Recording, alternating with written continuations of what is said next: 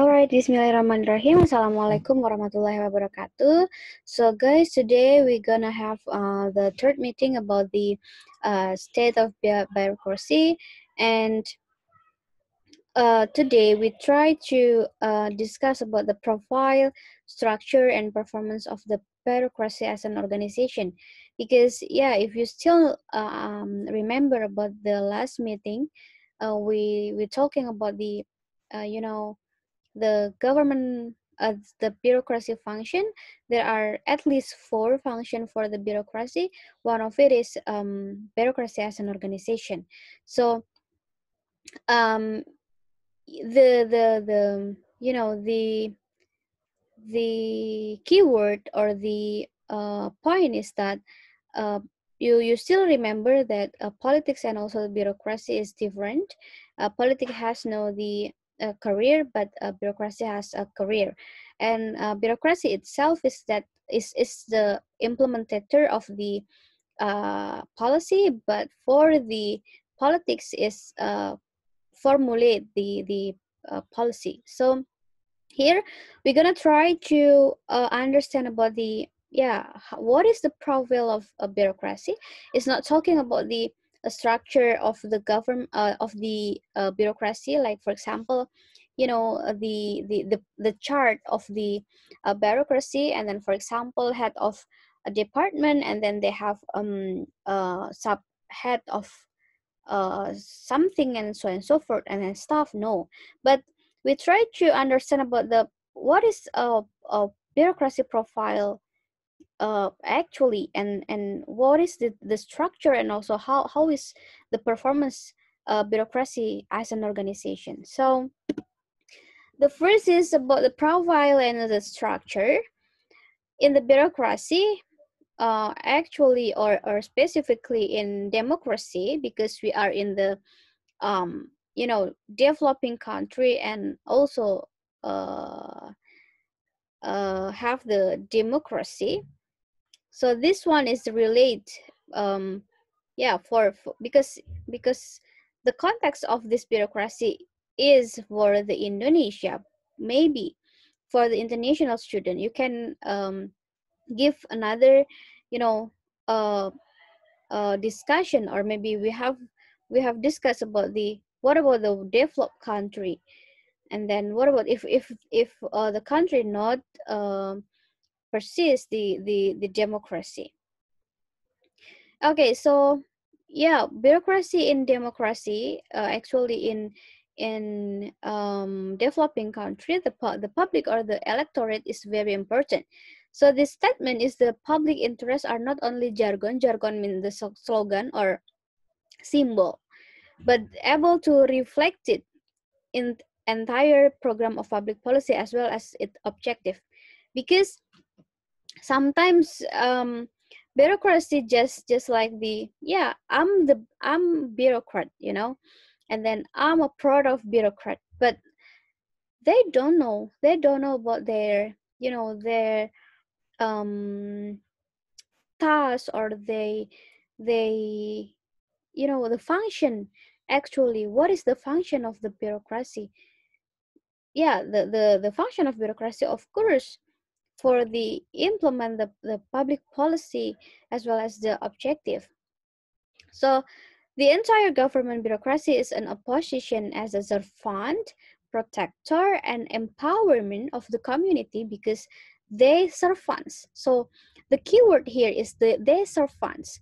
Dia melayani. The servant are paid by the community. So that's the things that be understanding of the bureaucracy. Sometimes bureaucracy don't understand about it. Bureaucrat is like just arrogant, and then it's just like because I'm the employee of the government, so who are you? No, like that. But the things is that as the civil servant, as the servants, they should know, they should protect, they should empower the community, because they once again they paid by the community, even though the amount of payment no longer relies on a rate that reflect the feasibility of living in moderation. But the things here is that the bureaucrat should know that they are community servant or civil servant. On the other hand, the structure that should subordinate government institution by the community, it is opposite. Likewise, bureaucrats in executive and legislative institution are still arrogant, as I mentioned before, that they do not reflect on countries such as India or China in adjusting their personal life patterns and protocol treatment accordingly. Awareness for simplicity. So the things that happen or now is happening in Indonesia, still happening in Indonesia, is about the old public administration paradigm.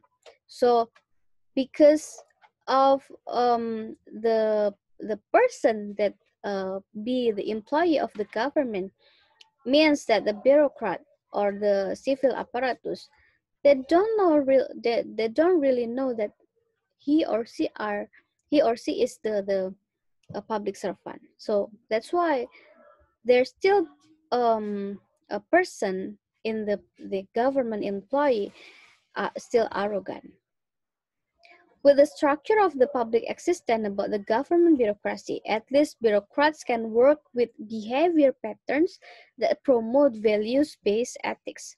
So the thing is, um, actually, bureaucrats should work with behavior patterns that promote value-based ethics and be always correcting every public policy or program according to its objective and not merely eye of the process. So yeah, the key word or the key point is that the bureaucrats should have the should promote the value based ethics, and a structure that given superiority to the public will tend to warn and awaken bureaucrats that a public is not one or not who pay them to provide services, to hear complaints, to accept judgment and implement what their public needs and demand.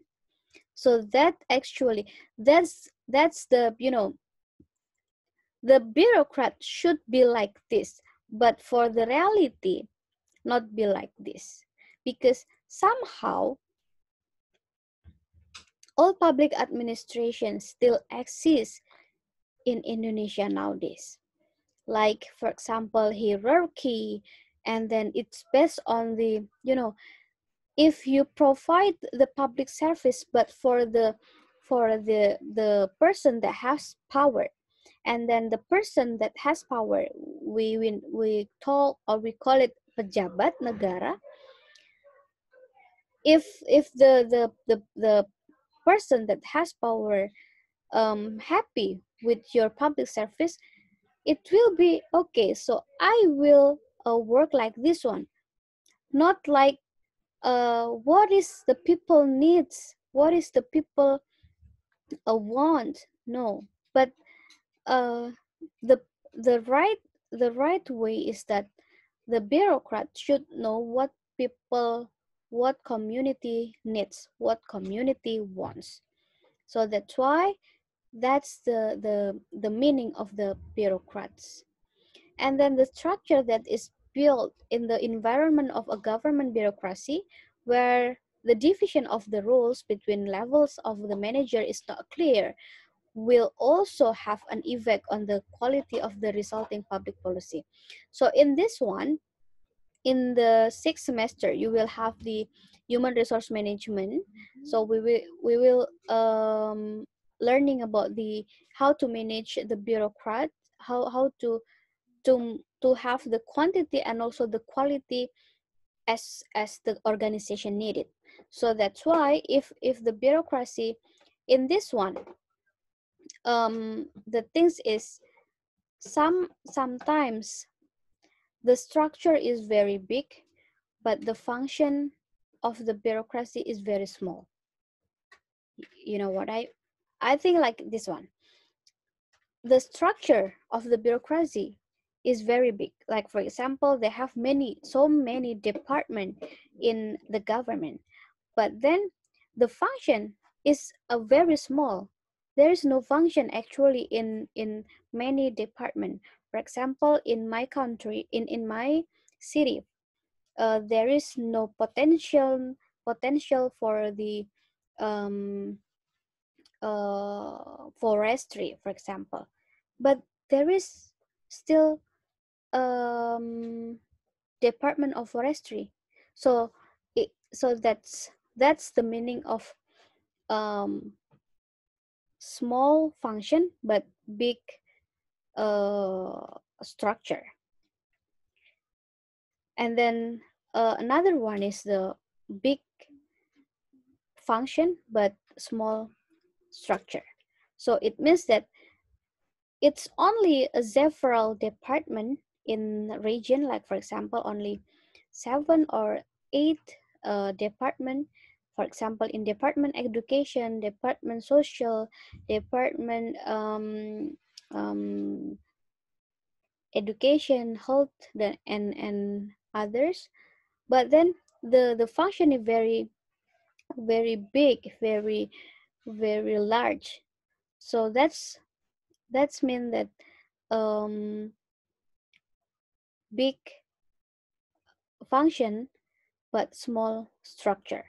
So the region no need to have the big um, structure to run the government, to run the bureaucracy, to have the public services.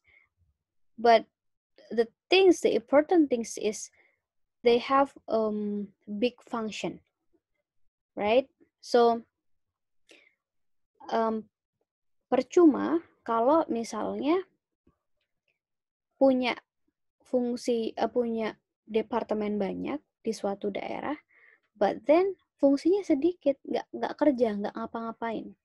So this mean relate to the second statement that I give to you. Jadi quantity is important for the efficient organization. Jadi yang baik itu adalah miskin struktur, kaya fungsi. Atau strukturnya kecil, only 5 or 6 department, dinas, tetapi fungsi yang dijalankan di dalamnya itu banyak dan membantu orang lain. Apalagi kalau kita bicara public services, gitu. So, for you guys, the discussion is open to answer the question about the you should identify what are the department in your region. I mean, like bureaucracy you can choose in province or in city or regency, is up to you. And then just identify how many department, how many dinas, kantor, institusi that they have, gitu. So they have how many department, and then just identify are all the department is suitable with the function of public services. So for example is that you just connect to the potential in your region. For example in Yogyakarta, apa namanya, potensinya misalnya kerajinan batik, kerajinan, terus habis itu Jogja itu tidak familiar dengan perikanan misalnya. But then di Jogja ada dinas perikanan. Nah, menurut Anda efisien atau enggak?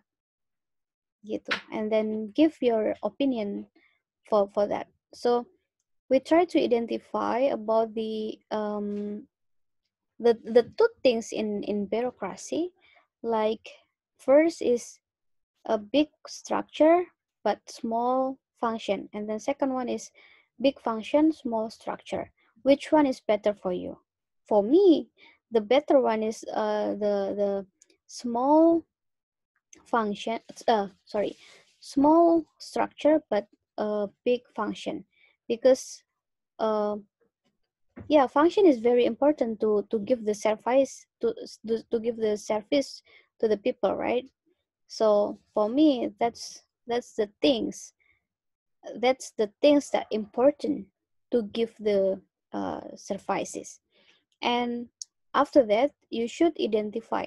So in your region, you should identify how many department that they have, and please mention about the department, and then please give the relation between the potential in your city, and please give the analysis, is that department or all department suitable with the potential and the function to give the public services, right? So I hope that for you, for the international student, you can choose your city, and then you choose your bureaucracy in your country, in your city. I mean, like how many bureaucracy that they have, like the department, institution, agency, and so on and so forth.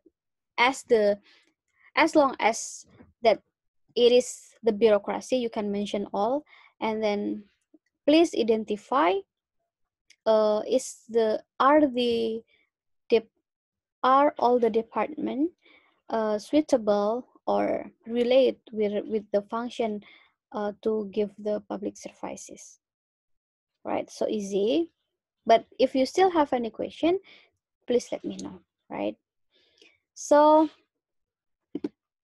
okay, the realization of the synergism between policies at the level of strategic policymaker with tactical and technical policy is doubtful if it is not supported by an understanding of the position and role of each manager. Of course, that I already mentioned before about the function, about the structure of the bureaucracy. So the thought of the backline staff should be understood that transfer into the operational language by the frontline staff, because it is fitting that the two groups of staff as community servant have no barriers in communication, even there is no need for secret between them, as long as their core competency take care of the public interest. So actually, to remove the corruption, to remove the nepotism, the things that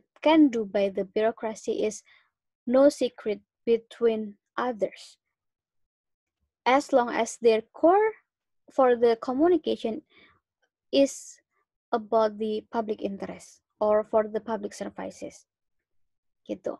So um, the next one is about the culture.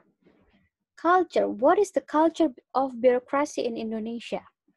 So the history show that for runners of these people, service started as langat, abdi dalam, priayi, bestur, amtenar. This one is abdi dalam is all the name of langat, abdi dalam, priayi, bestur. Bestur is from the England, the language from England, and all this name is servants or public servants, civil service, and today we are familiar with the title of korpri. Korpri is pamong praja. They have long been trapped by a culture of manut. Manut is like false loyalty, but then manut is, yeah, as I mentioned about the case in Indonesia with the old public administration, the things that the bureaucracy do the job is for the people that has power, not for the community as well. So ineffective, and have felt that they when the result of their work can be accepted by their superiors, regardless of how far the quality, benefits, and impact of the work on other public services. So um yeah, the things is, the history already proved that the civil servant or the bureaucrat is as the servant, as the pelayan, but uh, give the service for the people. So how make the bureaucratic empower? So how we can do something that give the benefits for bureaucratic, or bureaucratic empowerment. First is the government try to personal management system.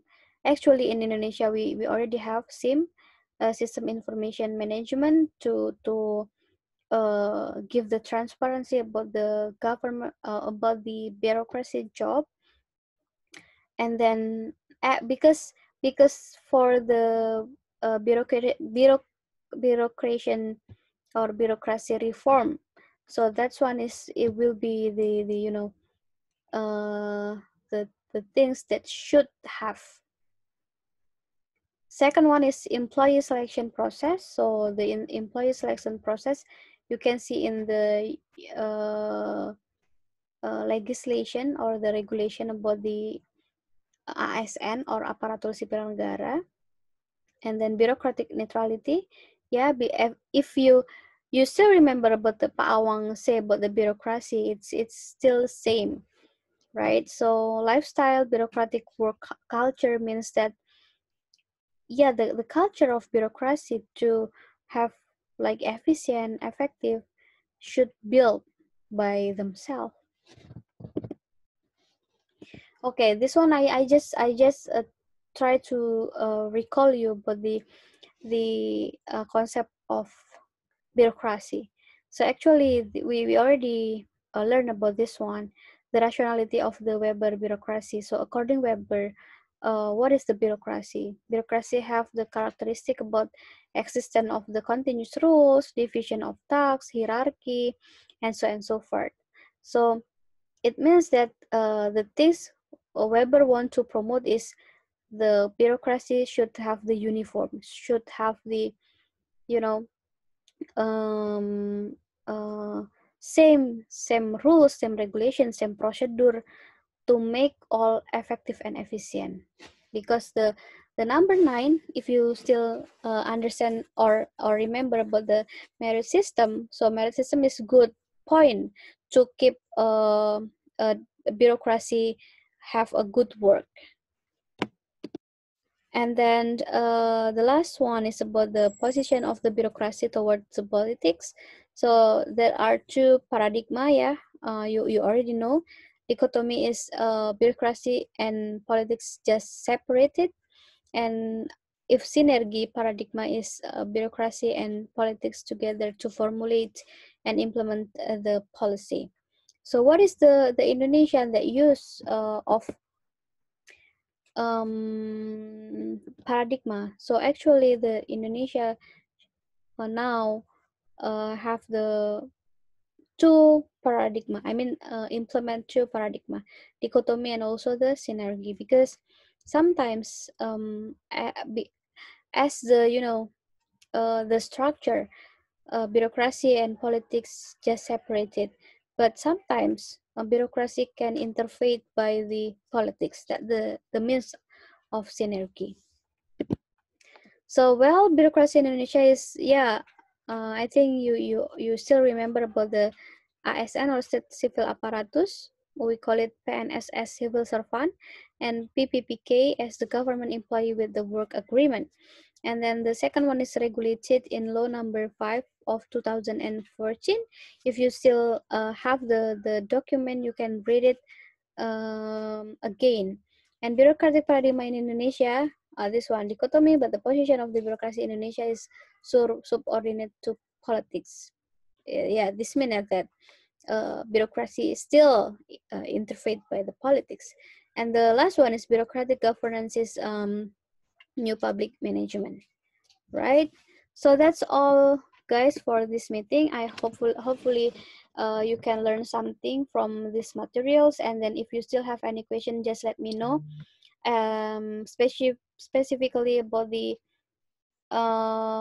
your task. So your, once again, your task just for the identify the department, how many department that you have in your region, and then just give the explanation about the all department.